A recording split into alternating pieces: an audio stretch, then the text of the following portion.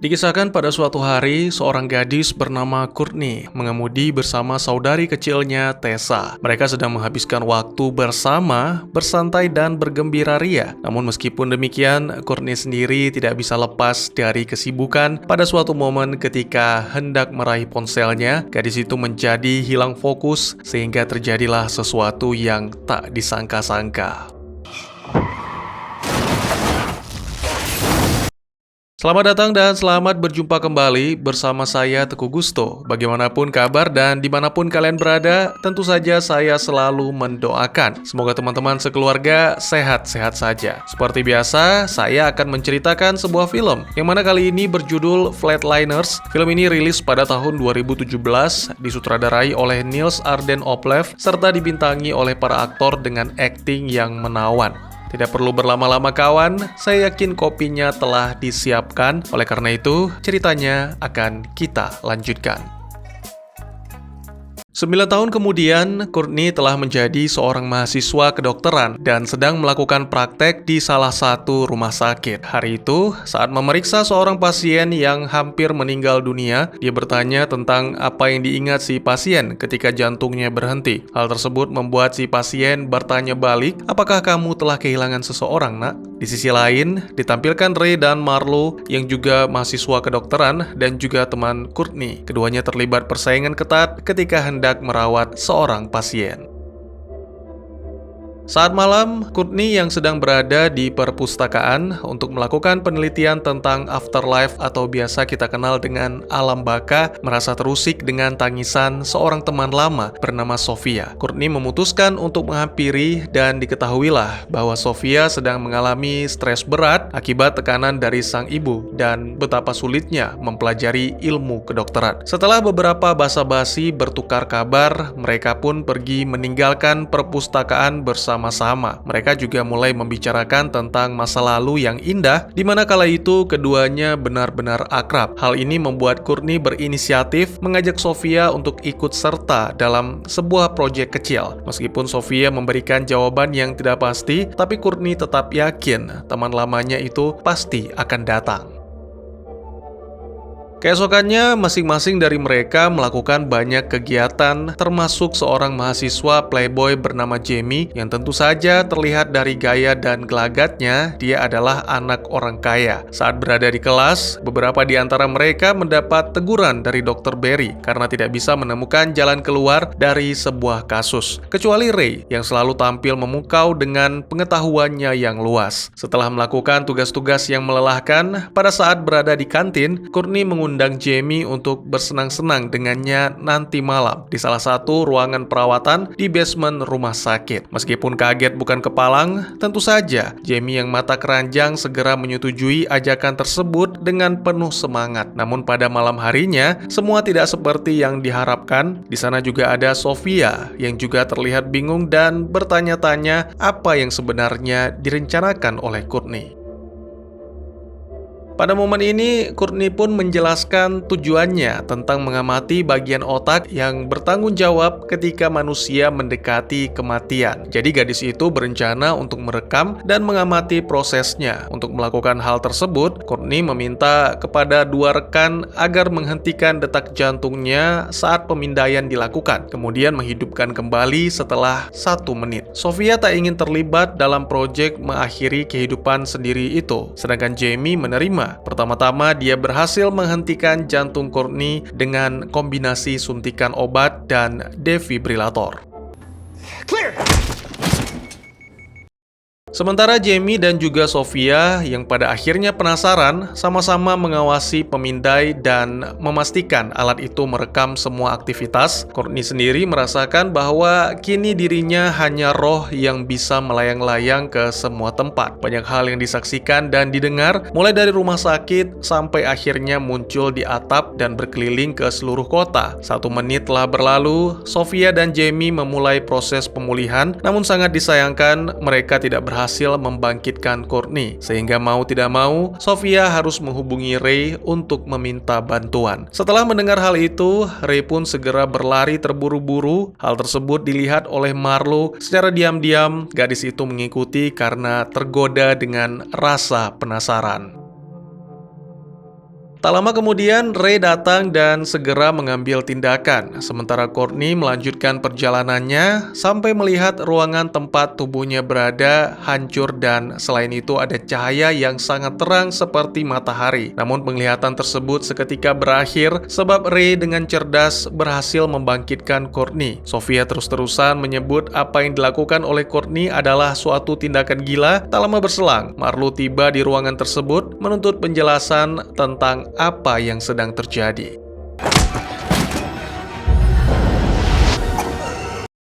Beberapa waktu kemudian, ditampilkan mereka berlima sudah berada di apartemen Courtney, di mana gadis itu menceritakan kepada teman-teman tentang apa yang dia alami dan dilihatnya. Sama seperti yang sering orang katakan, akan ada cahaya putih yang menjemput sebelum datangnya kematian. Namun Courtney memilih untuk menyebut cahaya itu sebagai pure energy atau energi murni. Selanjutnya bersama teman-teman, mereka menonton rekaman hasil pemindaian otak Courtney dan menemukan kilatan-kilatan cahaya yang muncul di beberapa bagian otak. Ray yang menganggap hal ini gila memutuskan untuk pergi, sementara Courtney menghabiskan beberapa menit di balkon sebelum memutuskan sesuatu yang hampir tidak pernah dia lakukan, yaitu memanggang roti.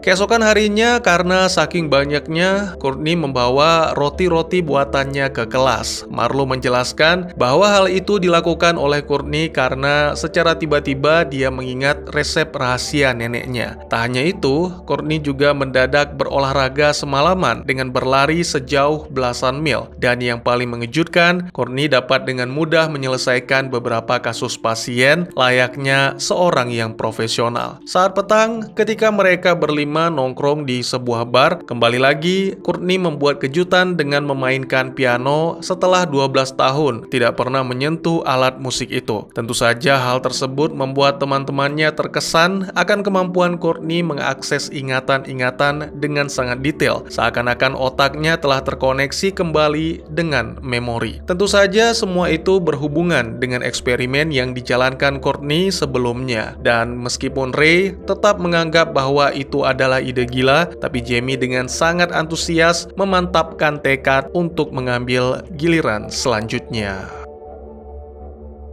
Di balik itu semua ada hal yang masih tak terjelaskan, di mana pada suatu momen saat berada di apartemennya, Courtney merasakan ada sesuatu yang aneh dan menghantui, dan ketika diperiksa, 5 sekawan termasuk Ray yang masih ragu sepakat untuk membantu Jamie menjalani suatu keadaan di mana seseorang sangat dekat dengan kematian atau selanjutnya kita sebut flatline. Setelah proses selesai, dalam kondisi tersebut Jamie mendapatkan penglihatan di mana dirinya sedang mengendarai sepeda motor di jalan raya yang sepi. Tidak dapat dipungkiri, perjalanan itu begitu seru dan menyenangkan bagi Jamie. Apalagi setelah seorang wanita berambut pirang bernama Alicia muncul, namun tak lama kemudian mereka berdua tiba di sebuah tempat yang gelap dan setelah terdengar bisikan, Alicia pun menghilang. Lalu tiba-tiba saja Jamie terbangun, kembali ke kehidupan dan disambut dengan penuh semangat oleh teman-teman. Setelah yakin kondisi Jamie benar-benar aman, kelompok itu kembali ke apartemen Courtney untuk merayakan sambil minum-minum dan melakukan pengerusakan kecil. Teman-teman yang lain melihat Jamie dan Courtney kini memiliki frekuensi yang sama, sehingga membuat keduanya menjadi semakin akrab. Melihat semua itu sama sekali tidak membuat Ray tertarik untuk merasakan pengalaman flatline. Oleh karena itu, Marlo dengan yakin mengambil giliran selanjutnya, karena sejauh ini Courtney tidak mengalami apapun selain peningkatan daya ingat yang mana membuatnya semakin cerdas. Dan itu sangat berguna bagi para mahasiswa untuk mendapatkan gelar dokter. Lagi-lagi, di balik itu semua, Courtney secara diam-diam bertanya kepada Jamie tentang sesuatu yang aneh yang dialami setelah flatline. Jamie dengan santai menjawab tidak, dan hal itu dibuktikan pada keesokan harinya. Jamie membuat serangkaian keputusan yang tepat untuk menyelamatkan nyawa beberapa pasien.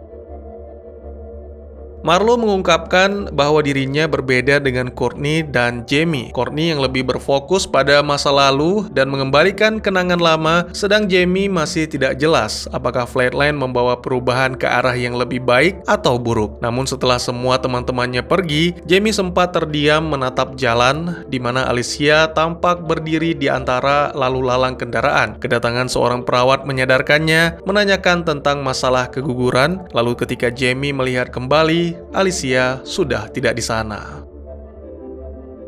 Malam itu Courtney dan teman-teman telah bersiap untuk membantu Marlo menjalani Flatline. Setelah beberapa saat menunggu dan Sofia sama sekali tak muncul, maka demi keamanan mereka pun segera memulai, dan kali ini Marlo ingin lebih lama dalam kondisi tersebut. Jika Courtney 60 detik, Jamie 120 detik, maka Marlo meminta agar dirinya dibiarkan mati di atas 3 menit. Segera setelah jantung berhenti berdetak, gadis itu mendapat penglihatan tentang prestasi dalam hidupnya sampai menatap kata pembunuh, dan seketika hal itu mengembalikan kenangan tentang seorang pasien bernama Cyrus. Lagi-lagi, untungnya teman-teman membangkitkan Marlo tepat waktu. Lalu beberapa saat kemudian, mereka membawa Marlo ke rooftop agar bisa mendapat udara segar, dan tiba-tiba saja mereka dikejutkan dengan kedatangan Sofia, mengatakan bahwa dirinya terhalang oleh sang ibu. Tidak peduli meskipun waktu mereka hanya sedikit, Sofia tetap nekat mengambil giliran dan dia memaksa teman-teman untuk membantu. Dalam Flatline, Sofia melihat kenangan saat masih remaja. Sang ibu selalu memaksanya untuk menjadi siswa terbaik, yang mana menyebabkan gadis itu merasa iri dengan siswa terpintar di kelas bernama Irina. Sehingga pada suatu hari, ketika Irina mendapat nilai tertinggi di sekolah, Sofia mempermalukan Irina dengan meretas ponselnya dan menyebarkan foto-foto pribadi ke seluruh sekolah. Seketika kondisi berubah menjadi horor. Sementara di dunia nyata, sesuai dengan apa yang dikhawatirkan, para petugas datang untuk membersihkan seluruh basement. Akhirnya mau tidak mau, Jamie meninggalkan teman-temannya, bukan untuk melarikan diri, melainkan menyalakan alarm kebakaran, agar para petugas panik sehingga teman-teman Jamie bisa melarikan diri.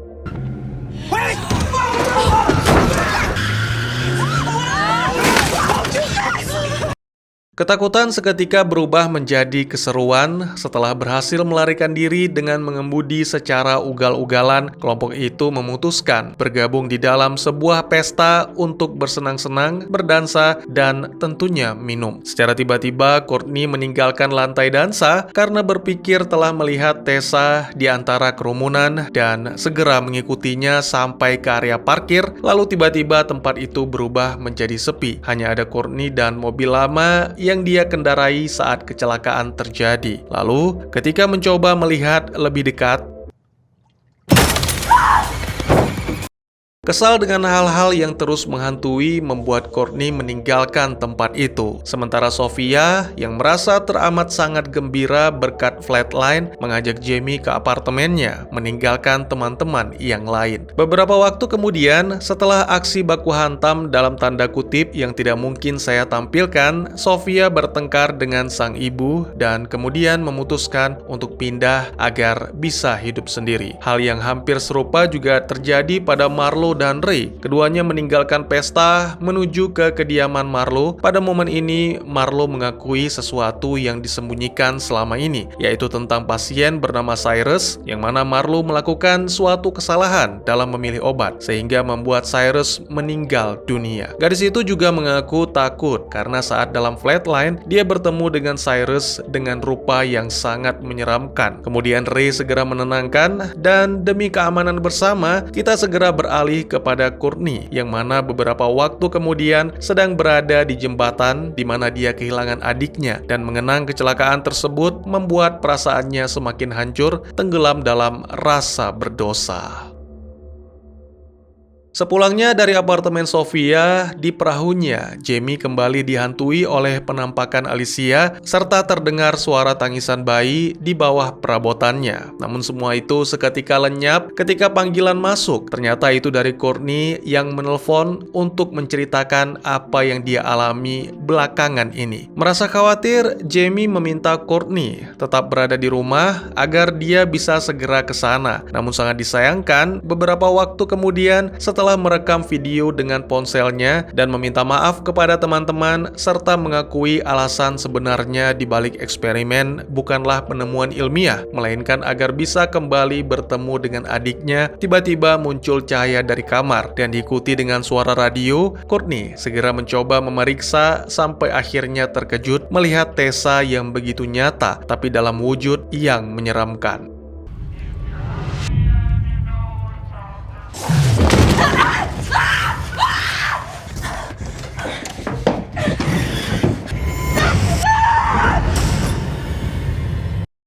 Keesokannya teman-teman mendapat kabar tentang berita tewasnya Courtney dari Dr. Barry. Semuanya terkejut termasuk Jamie karena sebenarnya tadi malam dia sempat datang ke apartemen Courtney, tapi Courtney sama sekali tidak menjawab panggilan, sehingga Jamie berpikir bahwa mungkin saja gadis itu sudah tidur. Selain itu, Jamie juga mengusulkan agar mereka segera menyelinap ke apartemen Courtney untuk melenyapkan seluruh barang bukti sebelum universitas melakukan penyelidikan kematian Courtney. Malam harinya, Jamie menghubungi Marlo untuk mengabarkan bahwa dirinya dan Ray telah menemukan MacBook dan catatan milik Courtney, namun tidak dengan ponselnya. Jika memang pihak universitas telah menemukannya lebih dulu, maka kemungkinan ponsel itu berada di kamar mayat. Jadi Marlo yang saat itu sedang bertugas dan memiliki akses ke kamar mayat diminta untuk mengambilnya. Tak lama kemudian, gadis itu telah tiba di kamar mayat dan untungnya tak butuh waktu lama untuk menemukan ponsel Courtney. Marlo juga sempat melihat mayat Courtney dan merasa sangat terpukul akan hal itu. Kemudian tiba-tiba saja dia melihat tulisan pembunuh pada unit pendingin dan menerima panggilan melalui ponsel Courtney, serta diikuti dengan gangguan listrik yang membuat semua lampu padam.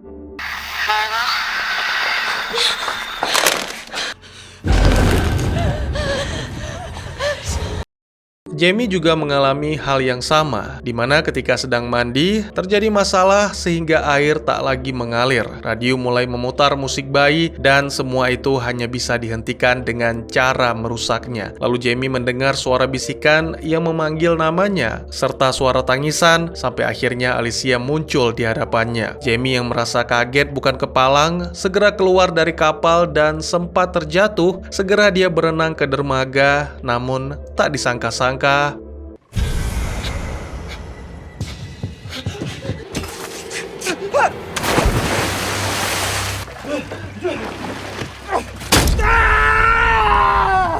entah bagaimana Jamie bisa melewati malam itu, tapi keesokannya dia kembali berkumpul dengan teman-teman untuk menyaksikan rekaman terakhir tentang pengakuan Courtney. Meskipun Ray menganggapnya sebagai omong kosong, tapi 3 teman lainnya yakin bahwa ada entitas misterius dan jahat yang memanfaatkan rasa bersalah akan dosa di masa lalu untuk menghantui dan menyerang mereka. Oleh karena itu, Jamie memulai pengakuan dengan menceritakan masa lalunya yang menghamili seorang gadis bernama Alicia dan meninggalkannya begitu saja. Kemudian Sofia mengakui tentang perbuatan jahat, yaitu mempermalukan saingannya Irina. Namun sayangnya, meskipun percaya, Marlo masih tetap saja diam karena enggan untuk mengakui kesalahan. Beberapa saat kemudian, selama kelas berlangsung, Sofia juga mulai dihantui. Dimulai dari pesan yang masuk ke ponsel berisi hinaan, video tak senonoh, dan bahkan dia sempat mendengar pengajar mengucapkan hinaan-hinaan yang sama. Tak kuasa menahan semua itu, Sofia segera meninggalkan ruangan. Namun ketika berada di lorong, semuanya malah menjadi semakin memburuk.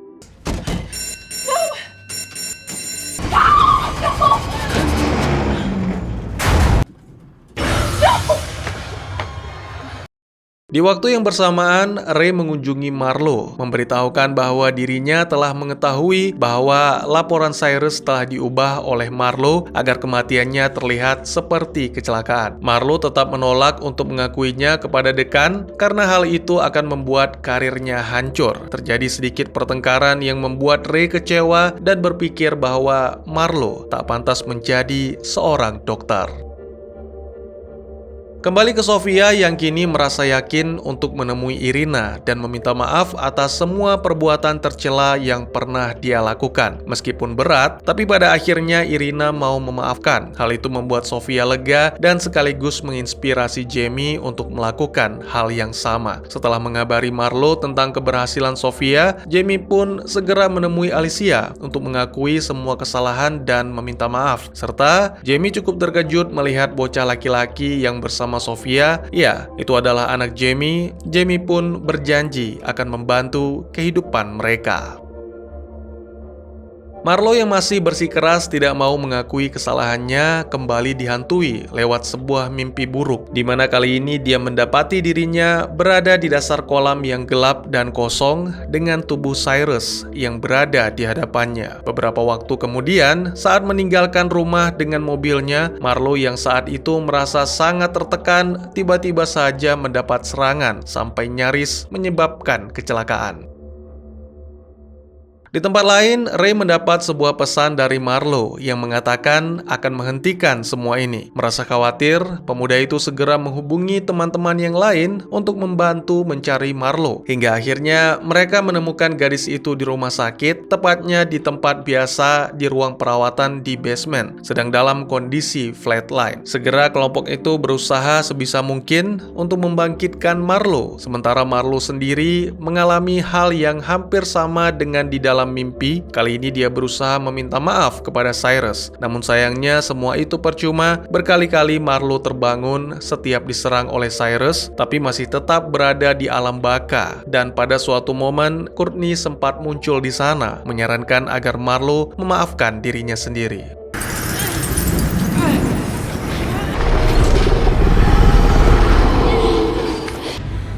Forgive yourself, Marlo.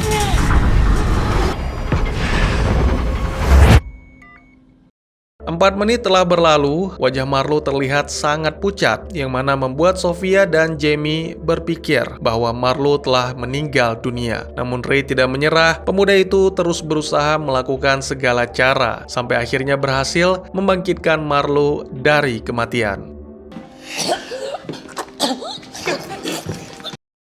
Beberapa hari kemudian, Marlo mengikuti saran dari Courtney untuk memaafkan diri sendiri dan mengakui kesalahannya kepada dekan serta mempertanggungjawabkan semua itu. Lalu, Marlo menceritakan kepada Ray bahwa dirinya kini dalam masa probation. Kemudian, bersama-sama mereka sepakat untuk membuang MacBook milik Courtney demi melenyapkan data-data agar tidak ada seorang pun yang melakukan eksperimen tersebut. Film pun ditutup dengan menampilkan kelompok itu sedang bersantai di bar tempat biasa mereka nongkrong. Mereka sempat mendengar lagu yang sama dengan lagu yang pernah dimainkan Courtney. Itu membuat mereka kembali terkenang akan masa-masa indah beberapa hari yang lalu dan berjanji akan selalu mengingat Courtney.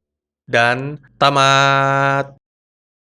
Banyak yang berharap bahwa film ini adalah lanjutan dari Flatliners yang rilis di tahun 1990. Tapi pada kenyataannya, ini adalah sebuah film yang digarap kembali atau biasa kita kenal dengan remake. Pada awalnya, sekelompok mahasiswa kedokteran ini ingin menyelidiki tentang alam baka. Namun sayangnya hal-hal yang tidak diinginkan terjadi sehingga menimbulkan korban jiwa. Ya, ketika Courtney dalam keadaan mati sejenak atau flatline, dia merasakan sesuatu yang luar biasa dan diikuti oleh semacam kegelapan. Hal ini terjadi karena perasaan menyesal yang selama ini menghantui atas kematian saudara perempuannya, yaitu Tessa. Ini tidak hanya terjadi pada Courtney, tapi juga pada teman-teman yang lain, kecuali Ray. Mereka semua seolah-olah dipaksa untuk mengingat kembali, sehingga tidak hanya mengingat tentang penyesalan di masa lalu, tapi juga hal-hal lain. Inilah yang membuat mereka terlihat lebih cerdas karena kemampuan otak yang telah ditingkatkan hampir mirip dengan Eddie Mora setelah mengkonsumsi NZT48 dalam film Limitless. Pada sebuah adegan, Eddie juga merasa ketakutan yang berlebihan, seolah-olah dia terus diikuti oleh orang jahat, bahkan secara tidak sadar membunuh seorang wanita. Secara tidak langsung, ini menjelaskan konsep alam baka dalam film Flatliners, bahwa kejadian supranatural yang dialami oleh Courtney dan teman-teman hanyalah ilusi agar mengingat kenangan-kenangan tertentu dan rasa bersalah yang terkait dengan kenangan tersebut. Ya, ini bukanlah film horor seperti itu, jadi tentu saja tidak ada hal-hal semacam hantu di sini. Ketidakmampuan untuk memaafkan diri sendiri membuat mereka mengalami halusinasi yang begitu kuat. Contohnya Courtney yang membayangkan hantu Tessa mendorongnya dari tangga darurat, padahal mungkin sebenarnya Courtney merasa sangat ketakutan, tapi karena tidak ada jalan untuk kabur, maka dia secara tidak sadar telah melompat. Terus kalau tangan Jamie ketusuk gimana, Bang? Saya rasa itu tangannya hanya terkena benda tajam seperti paku, atau mungkin saja secara tidak sadar dia menusuk tangannya sendiri karena dipengaruhi oleh ilusi. Sebagai informasi tambahan, bagi yang belum menonton Flatliners tahun 1990, sebenarnya pemeran Dr. Barry adalah aktor yang sama yang memerankan Nelson dalam Flatliners tahun 1990. Ini bukannya tanpa alasan, karena awalnya sutradara ingin membangun jembatan antara Flatliners 1990 dengan Flatliners 2017. Adegan tersebut menampilkan Dr. Barry menceritakan sebuah kisah panjang tentang meninggalnya seorang dokter terkenal yang merupakan ayah baptis Dr. Barry. Namun sangat disayangkan, adegan tersebut dihapus karena dikhawatirkan dapat menimbulkan kebingungan pada penonton muda. Dari informasi yang saya dapatkan, sang sutradara akan menyisipkan adegan tersebut ke dalam versi Blu-ray. Namun, lagi-lagi sayangnya sampai saat ini saya masih belum menemukan cuplikannya. Segitu saja teman-teman, silakan berkomentar, bertanya, ataupun merequest kira-kira film apa yang menarik untuk dibahas. Bisa lewat kolom komentar, atau buat yang malu-malu bisa via DM ke Instagram saya di @tekugusto. Insya Allah pasti akan dibaca. Mari kita jadikan kolom komentar sebagai sarana penambah wawasan dan menciptakan jalinan persaudaraan, bukan malah menjadikannya sebagai tempat pembulian sehingga menciptakan permusuhan. Jangan lupa untuk dukung terus channel ini dengan cara share, like, dan subscribe karena dukungan dari kalian sangat berharga bagi saya demi perkembangan channel ini. Saya Gusto, sampai jumpa di video selanjutnya. Tetap semangat, tetap bersyukur setiap hari. Dadah!